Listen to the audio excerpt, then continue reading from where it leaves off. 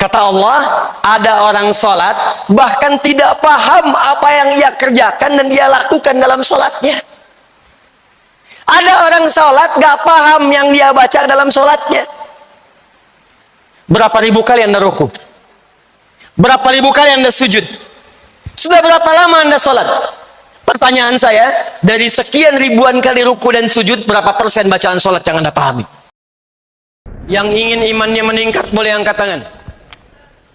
Yang ingin imannya makin kuat boleh angkat tangan. Baik, Masya Allah, silakan turunkan. Saya tidak ingin kedatangan saya ke sini hanya sekedar duduk, ceramah, Anda dengar, langsung pulang. Saya tidak ingin seperti itu. Kalau Anda hanya ingin datang, duduk, mendengar, pulang, lebih baik Anda bisa belajar dengan siapapun. Saya tidak pernah datang ke majelis ilmu kecuali buat komitmen dengan seluruh jemaah, siap mengamalkan apa yang telah kita pelajari. Siap insya Allah? Mesti ada perbedaan antara datang dengan keluar. Mesti ada perbedaan antara masuk dengan pulang.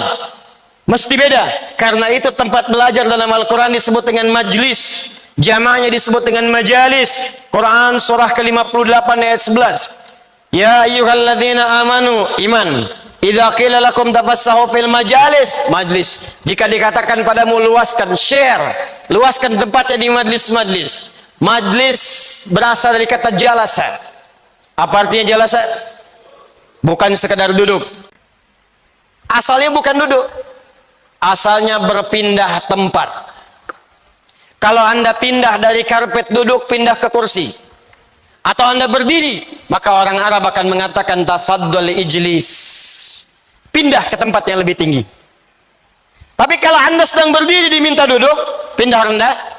Atau dari kursi pindah ke karpet, orang Arab fasih akan mengatakan tafaddal qu'udan. Karena itu Anda sholat berdiri, tak mampu berdiri, duduk.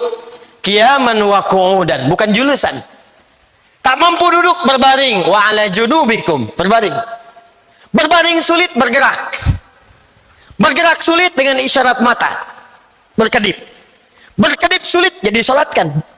Karena tiba pada puncaknya. Tempat orang duduk saat berdiri kemudian duduk disebut maq'ad. Maq'adun jamaknya maq'id. Karena itu ketika dia beraktivitas pengen duduk santai disebut maq'ad.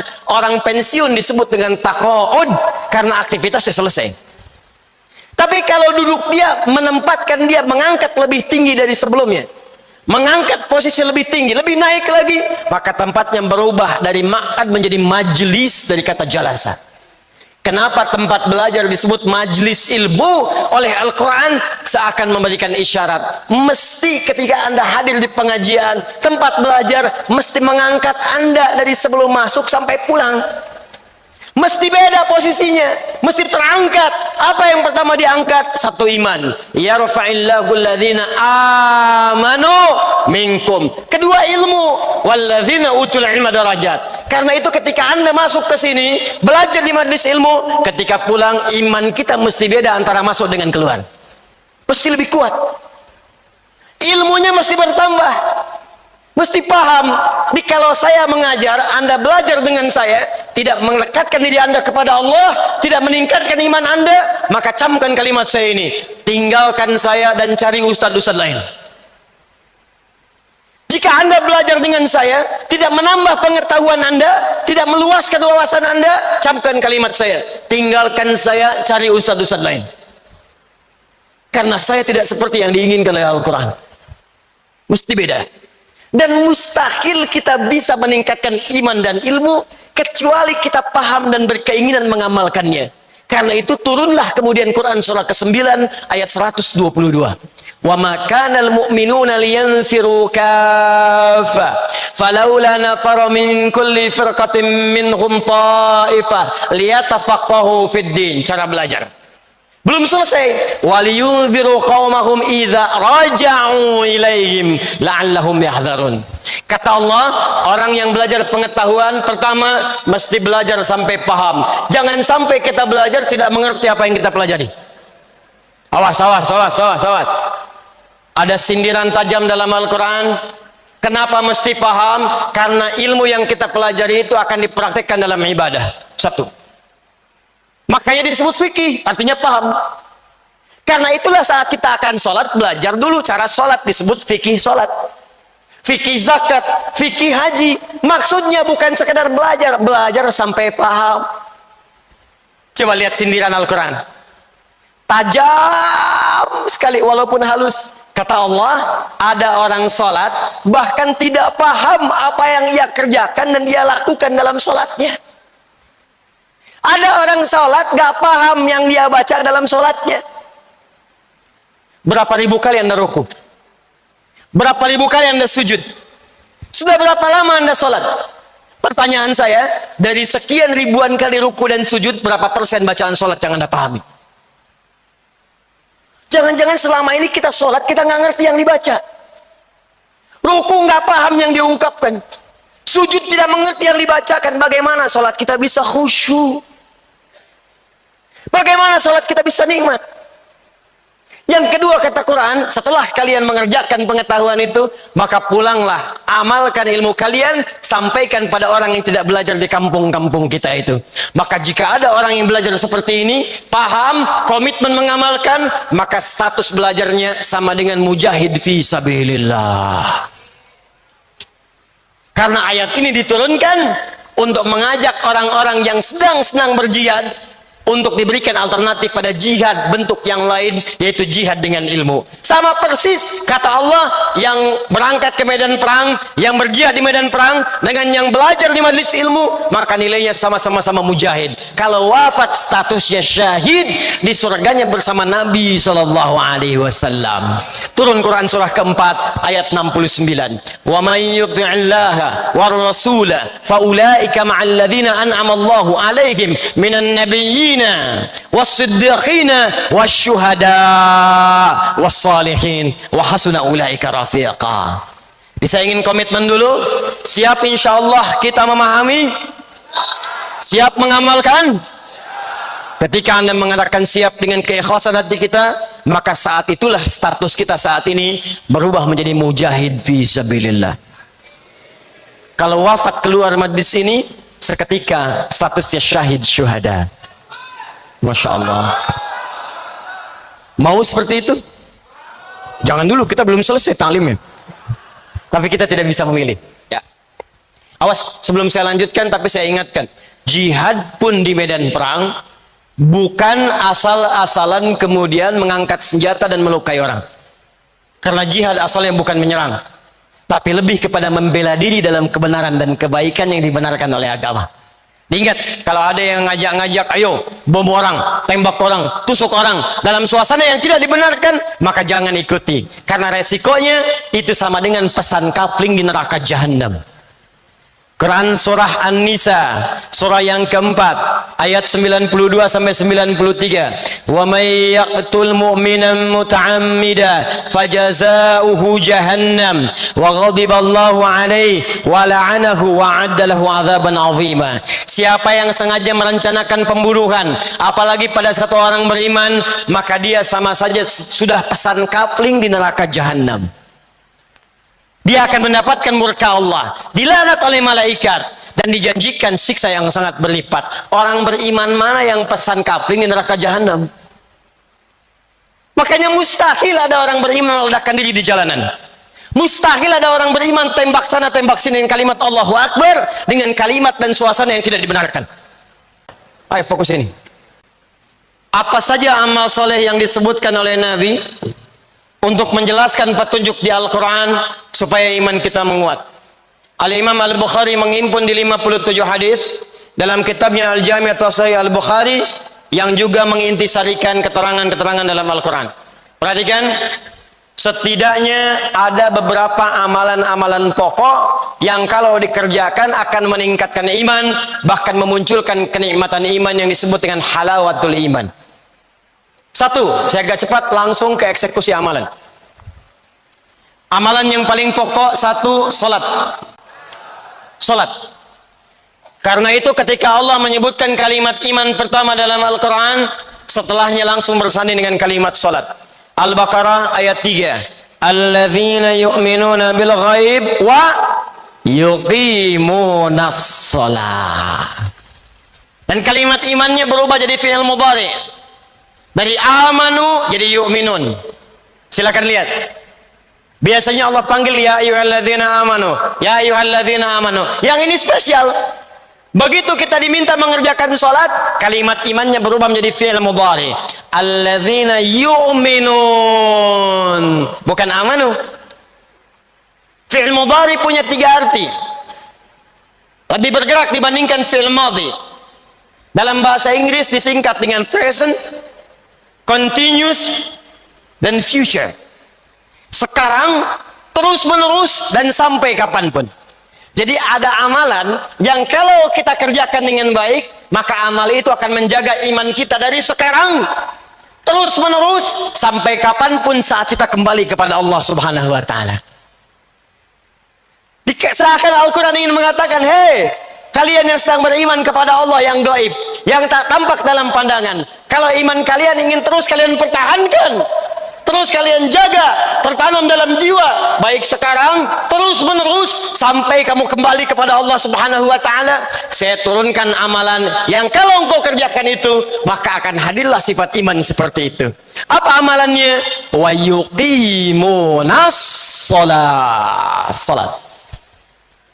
Karena itu cek, semua nabi yang pernah bertugas di bumi, semuanya sholat.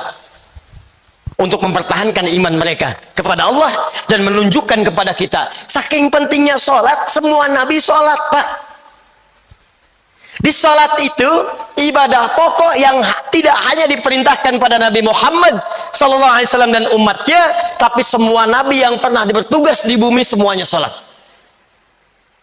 Nabi Musa salat, buka Quran surah ke-20 ayat ke-14. Kata Allah, innani anallahu la ilaha illa ana fa'budni. Saya Allah, tidak ada Tuhan selain saya yang layak dipertuhankan, maka sembah saya.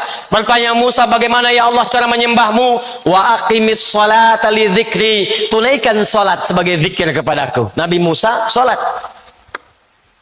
Nabi Zakaria salat, buka Quran surah ketiga ayat 38 sampai 39. Hunalika da'a Zakaria rabbah qala rabbi habli min ladunka dzurriyyatan thayyibah innaka sami'ud du'a. Di mihrabnya itulah kemudian Zakaria berdoa kepada Allah Rabbnya, ya Allah anugerahkan saya keturunan. Mereka mengatakan saya enggak akan punya keturunan karena saya terbatas. Saya minta kepadamu yang tidak punya batas dalam pemberian, engkau pasti mendengar doa saya. Kapan doa itu disampaikan? Ayat 39-nya, fanadatul malaikatu wa huwa qaimun yusalli fil mihrab annallaha yubashshiruka bi Yahya. Maka datang malaikat memberikan kabar gembira, Allah menjawab doamu. Kapan doa itu disampaikan? Saat beliau sedang sholat, masih berdiri dalam sholatnya di mihrab. Nabi Zakaria sholat. Nabi Isa alaihissalam, Yesus Al-Masih Mesiah, Nabi Isa sholat. Buka Quran surah ke-19 ayat 31 sampai 33. Nabi Ismail alaihissalam, kakek moyang yang Nabi Muhammad SAW yang ke-29 sholat. Buka Quran surah ke-19 ayat ke-55. Bahkan beliau meminta keluarganya semua sholat. Wa kana ya'muru ahlahu bis shalah. Urutkan sampai ke atas. Muhammad sallallahu alaihi wasallam bin Abdullah bin Abdul Muttalib bin Hashim bin Abdul Manaf bin Qusay bin Murrah bin Kilab bin Ka'ab bin Ghalib bin Fihr bin Malik bin Nadar bin Kinana bin Khuzaimah bin Mudrika bin Ilyas bin Nizar bin Mudar bin Ma'ad bin Adnan bin Addi bin Adri bin Muqawwam bin Nahur bin Tarikh bin Ya'rub bin Yasjub bin Nabit bin Ismail alaihissalam bin Ibrahim alaihissalam bin Azar atau bin Nahur bin Abir bin Kinan bin Arfakhshad bin Sam bin Nuh alaihissalam bin Mikhlail bin Matushalah bin Kinan bin Anwas bin Sis bin Adam alaihissalam. Kalau ditarik dari zaman Rasul Nuh alaihissalam sampai ke Muhammad sallallahu alaihi wasallam, maka muncul langsung satu ayat di Quran surah keempat An-Nisa ayat 163. Inna awhayna ilaika kama awhayna ila Nuhin wan nabiyyina min ba'di. Muhammad, kami berikan wahyu kepadamu, wahyu yang sama ketika kami turunkan kepada Nuh saat diangkat menjadi Rasul, dan nabi-nabi setelahnya sampai dengan kepadamu. Semua sholat. Dibayangkan, semua nabi sholat. Anda bukan nabi, nggak sholat. Anda siapa? Makanya ketika kalimat iman disampaikan dengan kebahagiaan, Qad aflahal mu'minun. Masih ingat? Orang beriman akan bahagia. Kapan dia bahagia? Teruskan ayatnya. Alladzina hum fi salatihim khashi'un. Salat. Makanya saat panggilan salat dikumandangkan, kalimat bahagianya muncul. Hayya 'alas shalah. Anda bertanya, ya Allah, kenapa saya mesti salat? Perhatikan jawaban Allah. Lewat suara muadzin itu. Hayya 'alal falah. Falah. Saya panggil kamu salat supaya kamu bahagia. Supaya kamu sukses. Kamu nggak sholat semuka langit dan bumi, tidak akan menurunkan status saya sebagai Tuhan. Kamu sholat itu bukan saya yang butuh, kata Allah, kamu yang butuh. Makanya ketika Anda diminta sholat, kalimatnya oleh Allah dibuka dengan kalimat minta. Punya masalah apa? Minta sini, minta. Dan kalimat imannya disebutkan. Quran surah kedua ayat 153. Paling kanan sebelah bawah di mushaf.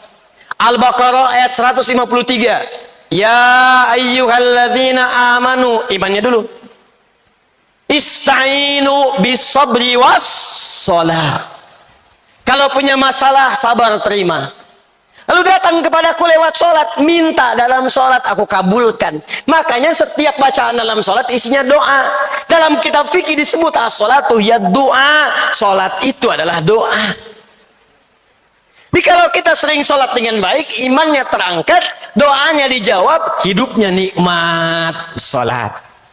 Bagaimana cara sholat yang benar yang bisa menguatkan iman? Maka keluarkanlah semua jenis sholat yang disebutkan dalam Al-Quran dan hadis Nabi SAW. Ini kurikulum yang mau saya ajarkan. Yuk keluarkan semuanya.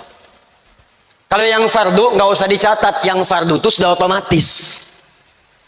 Jadi nggak harus dicatat lagi. Subuh, zuhur, asar, maghrib, isya.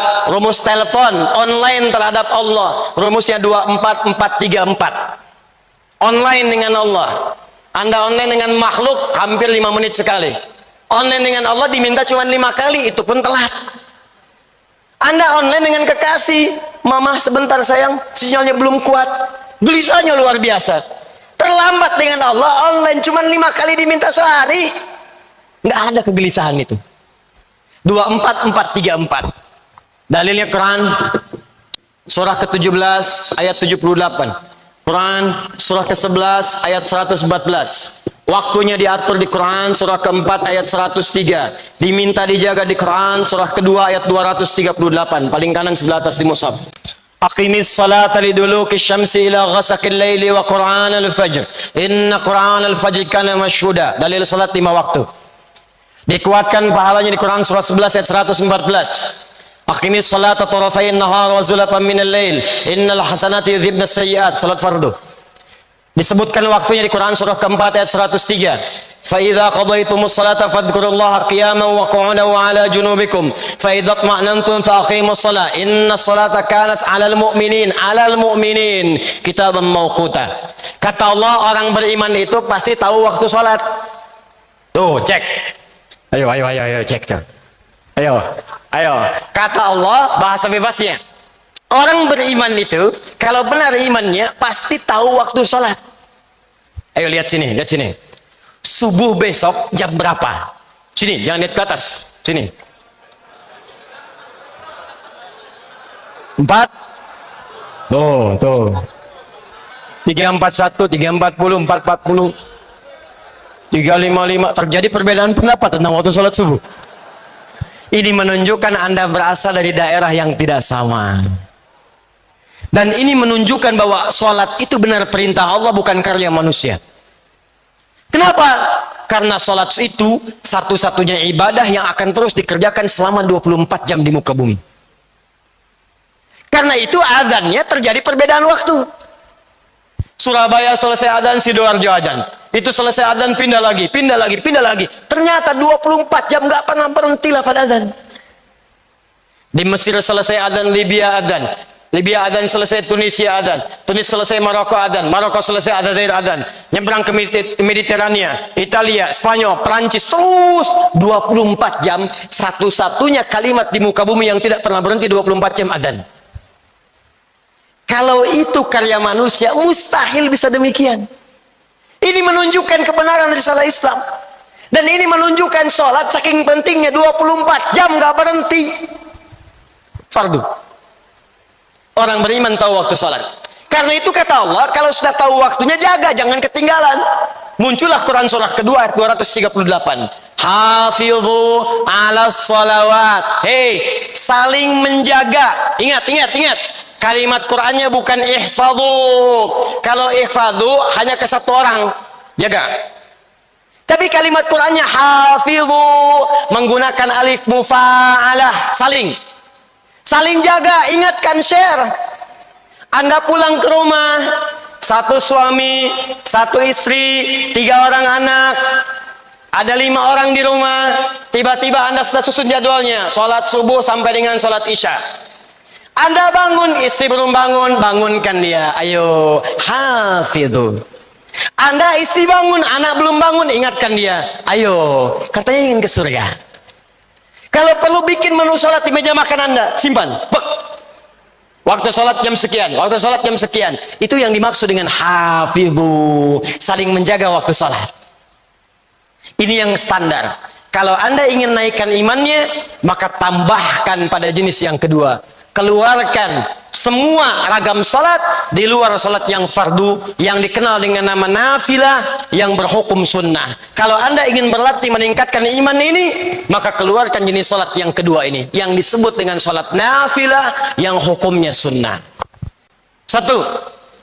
Quran surah ke-17 ayat 79 sampai 81. Dikuatkan di Quran surah ke-73 ayat 1 sampai 20. Dikenal dengan nama salat tahajud atau qiyamul lail.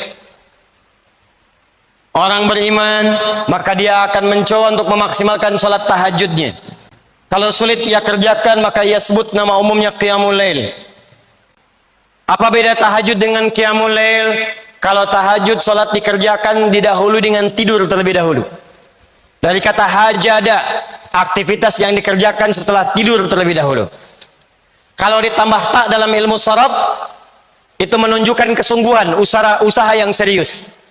Kalau ada tak dalam sebuah kalimat, ini menunjukkan amalannya tidak mudah dilakukan. Kalau ditambah tasydid sebelum huruf terakhir, dari kata syiddah, sesuatu yang tidak mudah, butuh motivasi 2 kali lipat. Karena itu ketika sholat disebut dengan tahajud, Allah ingin menggambarkan tidak mudah menunaikan sholat ini. Mesti butuh motivasi 2 kali lipat. Wa minal laili fatahajjad bi. Hei, dari sementara malam setelah kamu tertidur, siap rencanakan bangun malam. Itu nggak mudah, karena itu usahakan dengan sungguh-sungguh. Mau jam berapa Anda sholatnya? Tadi subuhnya jam 3.40 misal, maka Anda ingin tahajud jam 2.30, jam 2.30. Siapkan, siap-siap, pasang alarm dari 1.30. Kalau perlu alarmnya 3 kali. Jam 1.30, jam 2 kurang seperempat, jam 2 lewat seperempat. Alarm pertama mematikan alarm kedua. Alarm kedua matikan alarm ketiga. Alarm ketiga siap-siap menghilangkan kantuk dulu. Tahajud. Kalau Anda bekerja lelah, sulit bangun malam, maka kerjakan pilih yang kedua, qiyamul lail, nama umum. Nama umumnya. Qiyamul lail bisa dikerjakan sebelum kita tidur. Kerjakan 2 rakaat, kerjakan 4 rakaat, demikian seterusnya. Tahajud. Saya tidak bicara teknis dulu, saya bicara amalannya dulu. Yang kedua, keluarkan semua jenis sholat sunnah di siang harinya. Sebelum subuh ada 2 rakaat, rawatib keluarkan. Sebelum zuhur 4 rakaat. Setelah zuhur 2 rakaat. Sebelum maghrib, setelah maghrib 2 rakaat. Setelah isya 2 rakaat. Keluarkan sholat mutlaknya. Ada yang dekat dengan sholat fardu, ada yang jauh dengan sholat fardu. Syuruk awal duha, pertengahan duha, akhir duha, sebelum asar 4 rakaat dari Ibnu Umar radhiyallahu taala anhuma. Sebelum maghrib kalau memungkinkan 2 rakaat, sebelum isya 2 rakaat. Keluarkan semua jenis salat yang bisa kita kerjakan. Kalau mampu Anda lakukan ini, maka demi Allah saya katakan, saya tutup untuk bagian yang pertama ini, saya tutup.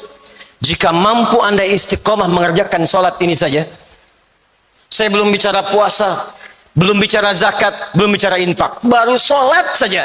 Kalau benar Anda kerjakan ini dengan baik, maka akan terjadi perubahan dalam hidup Anda, maka muncullah kenikmatan iman yang pertama. Kalau di awal-awal Anda terlambat sholat fardu, perasaan biasa-biasa, maka setelah membiasakan yang ini, tertinggal sholat sunnah pun hati Anda akan gelisah.